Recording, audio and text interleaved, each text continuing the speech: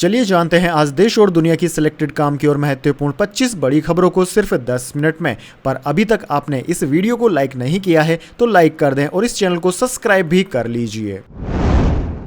मोदी ने जेलेंस्की को भारत आने का न्योता दिया। बोले, मैंने पुतिन की आंख से आंख मिलाकर कहा यह युद्ध का समय नहीं है। जी हां दोस्तों, रूस और यूक्रेन में 2.5 साल से जारी जंग के बीच प्रधानमंत्री नरेंद्र मोदी शुक्रवार को यूक्रेन पहुंचे। यहां राष्ट्रपति वोलोदिमीर जेलेंस्की के साथ बैठक में मोदी ने कहा कि भारत हमेशा से शांति के पक्ष में रहा है। मैं कुछ दिन पहले रूस के राष्ट्रपति पुतिन से मिला था, तब मैंने मीडिया के सामने उनकी आंख से आंख मिलाकर कहा था कि यह युद्ध का समय नहीं है। मोदी और जेलेंस्की के बीच यूक्रेन के मैरिस्की पैलेस में करीब 3 घंटे बैठक हुई। उन्होंने जेलेंस्की को भारत आने का न्योता भी दिया। बैठक के बाद विदेश मंत्री एस जयशंकर ने प्रेस कॉन्फ्रेंस कर बताया कि दोनों नेताओं ने भारत के रूस से तेल खरीदने पर भी बात की। जयशंकर ने कहा कि तेल खरीदी का फैसला मार्केट की हालत के हिसाब से लिया जाता है, इसके पीछे कोई राजनीतिक कारण नहीं है। इससे पहले मोदी जेलेंस्की के साथ यूक्रेन के नेशनल म्यूजियम भी पहुंचे थे।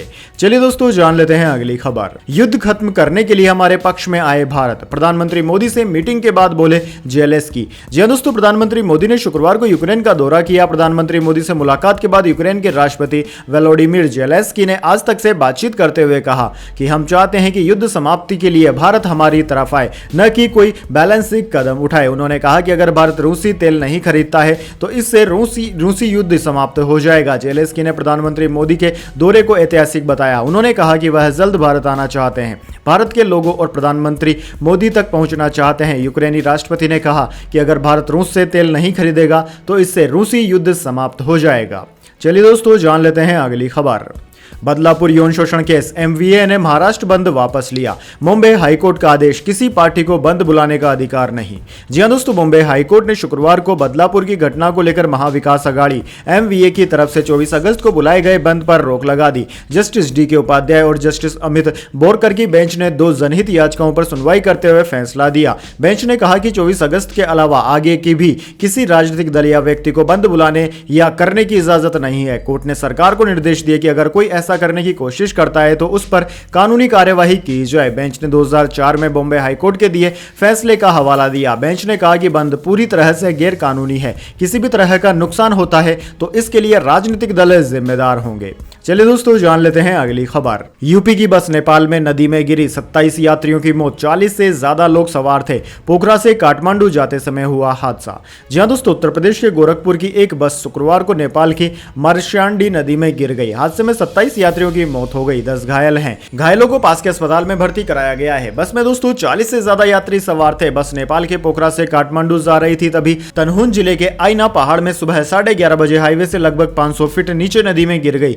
बस में सवार यात्री महाराष्ट्र में भूसावल के रहने वाले थे। सभी नेपाल घूमने गए थे। तनहुन के मुख्य जिला अधिकारी जनार्दन गौतम ने बताया कि कुछ घायलों ने इलाज के दौरान दम तोड़ा।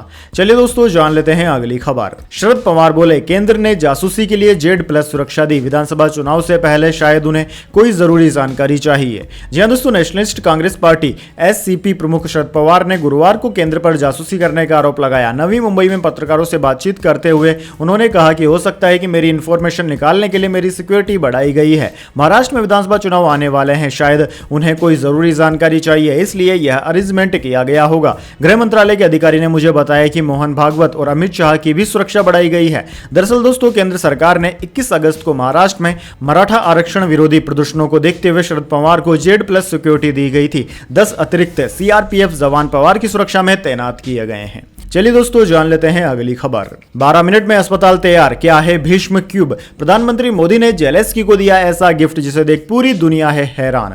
जी हां दोस्तों, यूक्रेन के 1991 में स्वतंत्र होने के बाद यह पहली बार है कि किसी भारतीय प्रधानमंत्री ने इस देश की यात्रा की है। और यह दौरा ऐसे समय में हो रहा है जब यूक्रेन ने हाल ही में रूसी क्षेत्र में आक्रामक सैन्य अभियान चला रखा है। पोलैंड से लगभग 10 घंटे की ट्रेन यात्रा के बाद कीव पहुंचे प्रधानमंत्री मोदी ने शुक्रवार को कीव में राष्ट्रपति वोलोदिमीर जेलेंस्की के साथ व्यापक वार्ता की और यूक्रेन तथा रूस के बीच जारी संघर्ष का समाधान निकालने के लिए एक दूसरे से बातचीत की जरूरत पर बल दिया। वहीं दोस्तों, युद्धग्रस्त यूक्रेन के दौरे पर पहुंचे प्रधानमंत्री मोदी ने वहां पहुंचकर स्पष्ट कर दिया कि वह शांति संदेश को लेकर आए हैं। पीएम मोदी ने कीव में यूक्रेनी राष्ट्रपति वोलोदिमीर जेलेंस्की को सहायता सौंपी, जिसके बारे में जानकर पूरी दुनिया हैरान है। दरअसल दोस्तों, भारत ने यूक्रेन को चिकित्सा सहायता का भीष्म क्यूब सौंपा है। भीष्म क्यूब यानी कि चलता फिरता अस्पताल है। चलिए दोस्तों जान लेते हैं अगली खबर। पुणे पोस्ट केस, नाबालिग के पेरेंट्स को जमानत नहीं, कोर्ट बोला सड़क पर इंजीनियर्स के खून सूखने से पहले इन्होंने सबूतों से छेड़छाड़ शुरू कर दी। जी हां दोस्तों, पुणे की एक कोर्ट ने पोस्ट केस मामले में नाबालिग लड़के के पेरेंट्स सहित 6 लोगों की जमानत याचिका गुरुवार को रद्द कर दी। कोर्ट ने कहा कि आरोपियों ने एक्सीडेंट के बाद सड़क पर सॉफ्टवेयर इंजीनियर युवती का खून सूखने से पहले सबूतों से छेड़छाड़ शुरू कर दी थी। पुणे के कल्याणी नगर इलाके में 18-19 मई की रात 17 साल 8 महीने के एक लड़के ने IT सेक्टर में काम करने वाले बाइक सवार युवक युवती को टक्कर मारी थी। दोनों की मौके पर ही मौत हो गई थी। घटना के समय आरोपी नशे में था। वह 200 किलोमीटर प्रति घंटे की रफ्तार से कार चला रहा था। दोस्तों आपको बता दें, नाबालिग के माता पिता विशाल और शिवानी अग्रवाल पर अस्पताल में अपने बेटे का ब्लड सैंपल बदलवाने का आरोप है। चलिए दोस्तों जान लेते हैं अगली खबर। नीरज चोपड़ा की ब्रांड वैल्यू 335 करोड़ रुपए हुई। क्रिकेटर हार्दिक पांड्या को पीछे छोड़ा, कोहली की ब्रांड वैल्यू में 29% की बढ़ोतरी। जी हां दोस्तों, पेरिस ओलंपिक के जेवलिन थ्रो इवेंट में सिल्वर मेडल जीतने वाले नीरज चोपड़ा की ब्रांड वैल्यू 335 करोड़ रुपए हो गई है। उन्होंने भारतीय क्रिकेटर हार्दिक पांड्या को पीछे छोड़ दिया है। पांड्या की ब्रांड वैल्यू 318 करोड़ रुपए है। दरअसल दोस्तों आपको बता दें, नीरज चोपड़ा के ब्रांड वैल्यू के साथ ही सालाना एंडोर्समेंट फीस में भी बढ़ोतरी हुई है। नीरज के अलावा पेरिस ओलंपिक में 2 ब्रॉन्ज मेडल जीतने वाली मनु और कुश्ती में 50 किलो के वेट कैटेगरी में फाइनल तक पहुंचने वाली विनेश की भी एंडोर्समेंट फीस बढ़ी है। वहीं दोस्तों विराट कोहली की ब्रांड वैल्यू में 29% की बढ़ोतरी हुई है। वह भारत के सबसे मूल्यवान सेलिब्रिटी बन गए। उन्होंने बॉलीवुड के बादशाह शाहरुख खान और रणवीर सिंह को भी पीछे छोड़ दिया है। चलिए दोस्तों जान लेते हैं इसके बाद अगली बड़ी खबर। यौन शोषण केस में ब्रजभूषण सिंह कोर्ट में हुए पेश। अदालत बोली महिला पहलवान सहज नहीं, उनके बयान खुले तौर पर नहीं होंगे। जी हां दोस्तों, भारतीय कुश्ती संघ WFI के पूर्व अध्यक्ष ब्रजभूषण शरण सिंह पर यौन शोषण का आरोप लगाने वाली महिला पहलवानों की सुरक्षा हटाने पर दिल्ली पुलिस ने जवाब दिया। कोर्ट में दिल्ली पुलिस ने कहा कि पहलवानों की सुरक्षा वापस नहीं ली गई है। यह निर्णय लिया गया है कि भविष्य में हरियाणा पुलिस से सुरक्षा की जिम्मेदारी संभालने का आह्वान किया जाए, क्योंकि उन्हें सुरक्षा मुहैया करवाई गई। वे आमतौर पर हरियाणा में ही रहते हैं। दिल्ली पुलिस ने कहा कि सुरक्षा में नियुक्त दिल्ली पुलिस के निजी सुरक्षा अधिकारियों ने इस निर्णय को गलत तरीके से समझा और पहलवानों की सुरक्षा के लिए आज देरी से पहुंचे। इसे सुधार लिया गया है। लगातार सुरक्षा मुहैया करवाई जा रही है। चलिए दोस्तों जान लेते हैं अगली खबर। केजरीवाल को लगा बड़ा झटका, आबकारी नीति मामले में CBI को मिली अभियोग लगाने की मंजूरी। जी हां दोस्तों, दिल्ली आबकारी नीति मामले में मुख्यमंत्री अरविंद केजरीवाल को बड़ा झटका लगा है। दरअसल दोस्तों केजरीवाल के खिलाफ अभियोग लगाने के लिए केंद्रीय जांच ब्यूरो CBI को जरूरी मंजूरी मिल गई है। कोर्ट ने यह मंजूरी रावत रेवेन्यू कोर्ट में दाखिल की है। दोस्तों आपको बता दें, जांच एजेंसी ने केजरीवाल के खिलाफ एक पूरक चार्जशीट दाखिल की है। आबकारी केस में कथित भ्रष्टाचार मामले में CBI ने गत 26 जून को उन्हें गिरफ्तार किया था। दिल्ली के CM अभी न्यायिक हिरासत में है। कोर्ट 27 अगस्त को पूरक चार्जशीट पर विचार करने वाला है। दोस्तों आपको बता दें, केजरीवाल CM है, इसलिए उन पर अभियोग दर्ज करने से पहले कानूनी मंजूरी जरूरी है। चलिए दोस्तों जान लेते हैं अगली खबर। आरजीकर हॉस्पिटल में वित्तीय गड़बड़ी की जांच CBI करेगी। कलकत्ता हाईकोर्ट का आदेश। कोलकाता रेप मर्डर केस की जांच भी एजेंसी के हाथों में।